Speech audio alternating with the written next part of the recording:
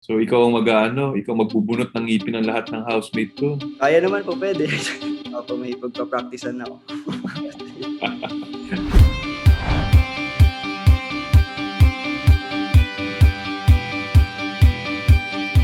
Hello, Zach. Hello po, gandang tanghali po. Magandang tanghali rin. Kamusta ka? Ayos lang po dito sa medyo naboboard na po.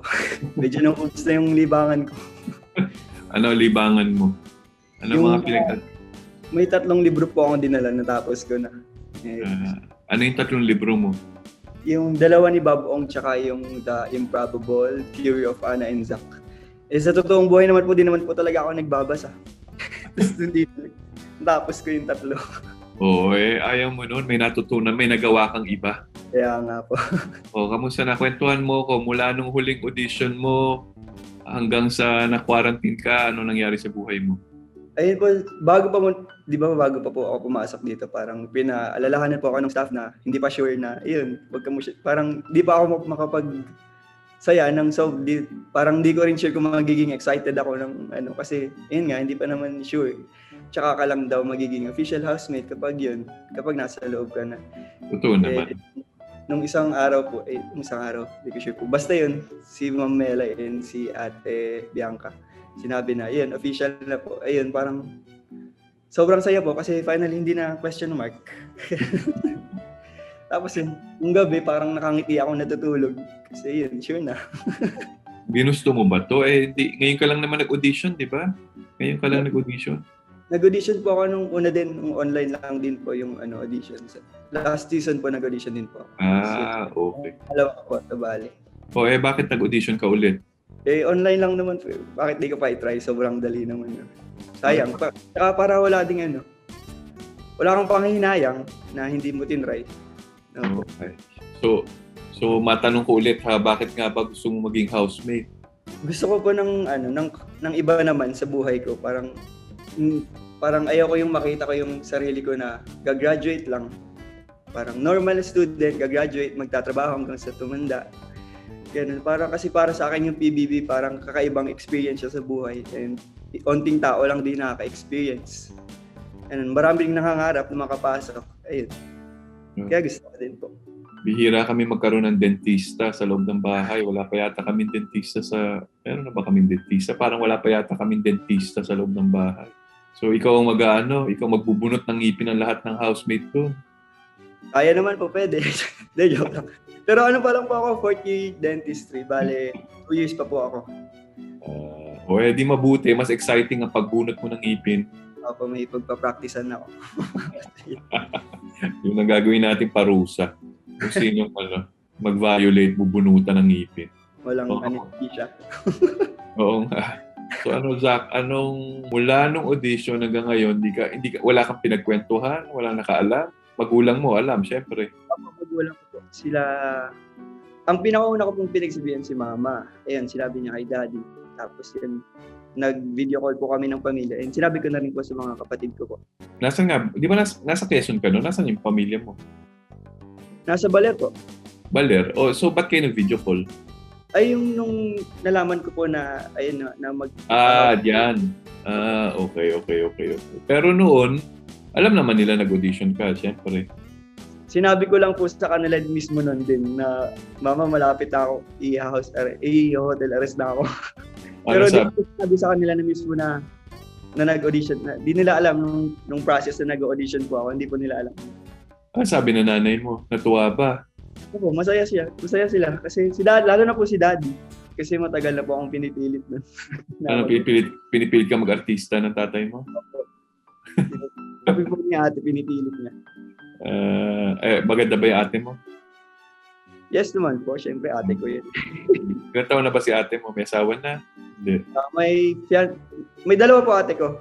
Yung isa po may asawa na, yung may kuya. Tapos yung isa ko pong ate, kasama niya po ngayon yung fiancé niya po sa Australia po. Okay. So ikaw na lang pag-asa na magulang mong mag-artista, gano'n? Siguro po, opo. Sana.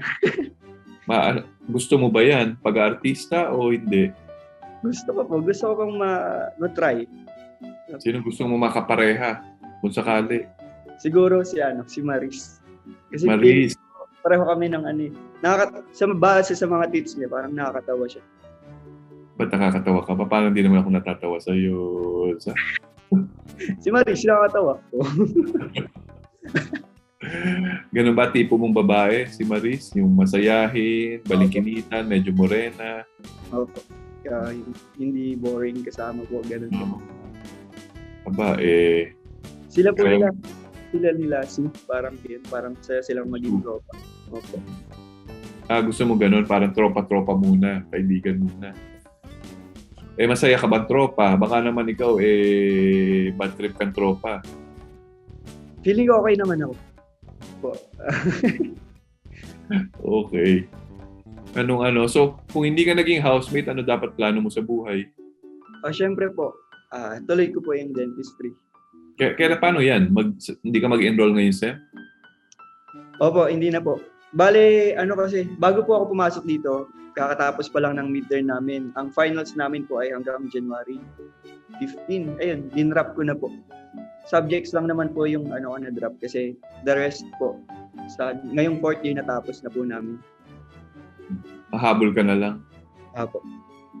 Pag mag-artista ka, baka hindi mo na mahabol yun. Ayos lang naman din po. Pero iba pa rin naman yung iba pa rin naman yung may natapos ka, di ba? Ako I will encourage you na tapusin mo, pilitin mong tapusin kahit kasi sa umpisa naman ang pag-aartista hindi naman ganun ka-busy kaagad, di ba? So, pilitin mong matapos kasi sayang yung Ilang sems ka pa? 4? Opo, kasi opo. Singit-singit mo lang kahit di ka na lang mag full load. Opo. Saan ka ba nag-aaral? CEU Manila po ako. Okay. Marami namang artista nasa CEU, di ba? Hindi ko po alam. Hindi ko po sure. Yung tatay mo yung weatherman? Opo. Sa Balyat, sa Pag-asa. So, meron kayo doon? Nakakadalaw ka sa mga bang opisina niya? May mga, doon? Microscope? Ano bang meron doon? Mga satellite po. So, opisina po dati nung bata ko, palagi po kami doon. Kasi yung office nila sa taas ng bundok, ang ganda rin ng kita rin yung buong dagat ng Balyat. Ano nga height mo, Zach? 5.5 po ako sinukat ako kahapon. 5.5? 5.5 ka lang? 5.7 5.5 ka lang? Ganun 5 dangkal ka lang? 5.5 ka lang? 5'7.5". Opo. Ilang taong ka na, hindi ka natatangkad, So 5'7.5 ka na. Ano na lang yan? Takong na lang na sapatos makakadagdag sa tangkad. 22 na po ako. 22. Takong na lang pag-asa mo. Tingkayad. Tingkayad ka na lang. Okay. So yun lang. Gusto lang kita kamustahin bago ka makapasok sa bahay. Sana naman sa loob ng bahay magpakabait ka, ha? Sana po. Opo. I will do my best na magpakabait. Enjoy nyo lang yung Okay. Excited na po ako. Oo nga. Next time, sana makita kita in person na. Yes, okay. So mag-iingat ka doon. Enjoy. Happy New Year. Thank you po. Happy New Year. Happy New Year. Bye. Bye-bye.